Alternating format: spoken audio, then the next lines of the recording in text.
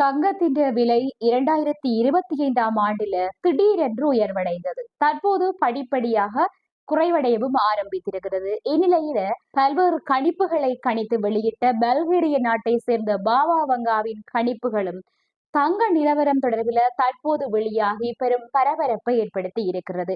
இது குறித்து இந்த காணொளியில முழுமையாக பகிர்ந்து கொள்ள போகிறேன்.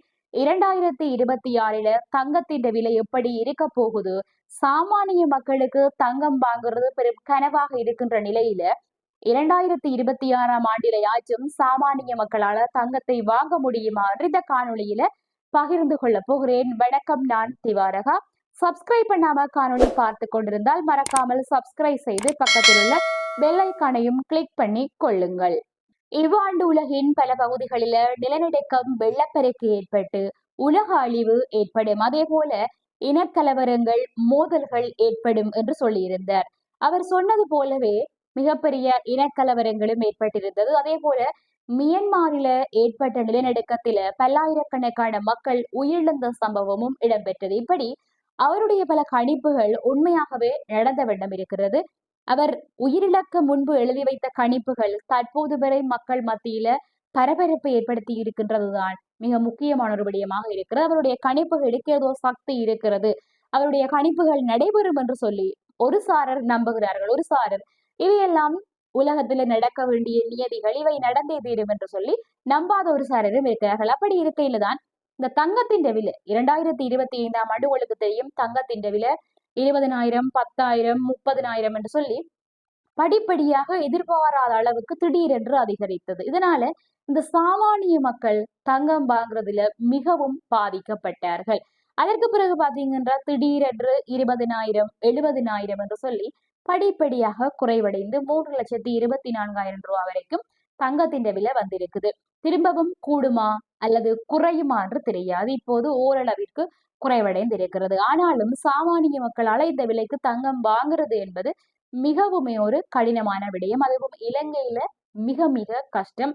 ஒரு பவுன் தங்கம் வாங்குறது என்றாலே 3,24,000 ரூபாவிற்கு மேல் தேவைப்படும்.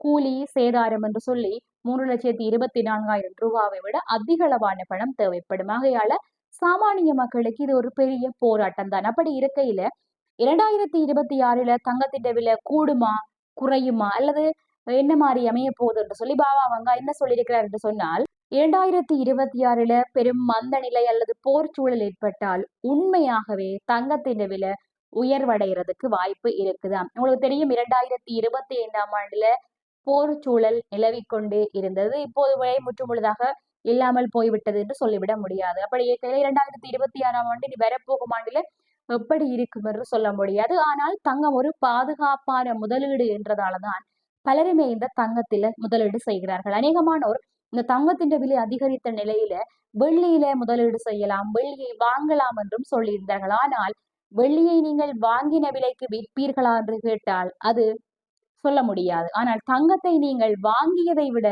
பல மடங்கு லாபத்தில விற்க முடியும். தங்கத்தின் விலை பாதிக்கப்படுறதுக்கு முக்கியமான சில காரணங்கள் இருக்குது.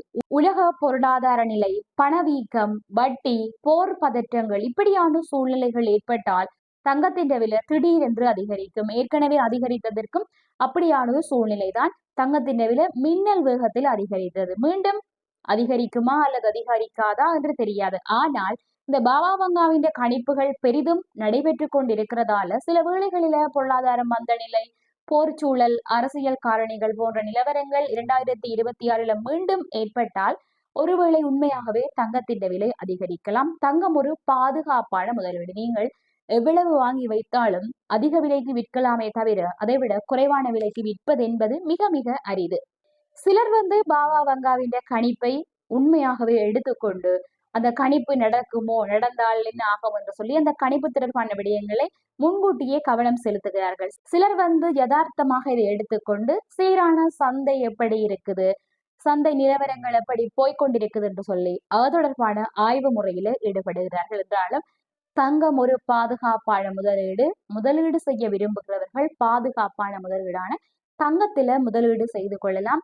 பாபா வங்காவின் கணிப்பு நடைபெறுகிறதோ இல்லையோ தெரியவில்லை. ஆனால் உலக சந்தையில தங்கத்திற்கான மதிப்பு எப்பவுமே குறைவடையாது. நாளுக்கு நாள் அதிகரித்து கொண்டேதான் போகும். பாதுகாப்பான முதலீட்டை தேடுகிறவர்கள் தங்கத்தில் முதலீடு செய்து கொள்ளுங்கள். இந்த காணொளி உங்களுக்கு பிடிச்சிருந்தா சப்ஸ்கிரைப் பண்ணிக்கொள்ளுங்க. உங்களுடைய கருத்துக்களையும் பகிர்ந்து கொள்ளுங்கள்.